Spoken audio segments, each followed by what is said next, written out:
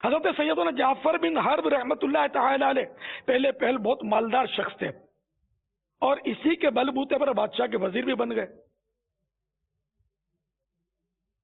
اور لوگوں پر ظلم و ستم ڈھانا شروع کر دیا۔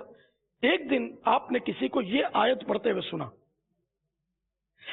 أَلَمْ يَأْنِ لِلَّذِينَ آمَنُوا أَن تَخْشَعَ قُلُوبُهُمْ لِذِكْرِ اللَّهِ۔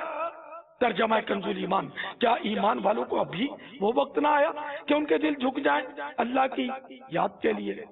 یہ سن کر انہوں نے ایک چیخ ماری اور کہا، اے میرے پروردگار، کیوں نہیں؟ آپ بار بار یہی کہتے جاتے اور روتے جاتے، پھر اپنی سواری سے اتر کر اپنے کپڑے اتارے اور دریائے دجلہ میں چھپ گئے۔ ایک شخص جو آپ کے حالات سے واقف تھا دریائے دجلہ کے قریب سے گزرا تو آپ کو پانی میں کھڑے ہوئے پایا، چنانچہ اس نے آپ کو قمیض اور تہبند دیا۔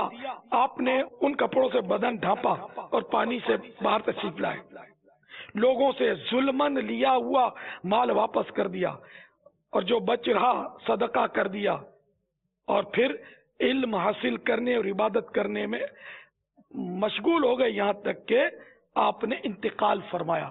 اللہ کی رحمت جس پر ہو جائے تو اس کو توبہ کی سعادت مل جاتی ہے۔ صلو علی الحبیب صلی اللہ تعالی علی محمد۔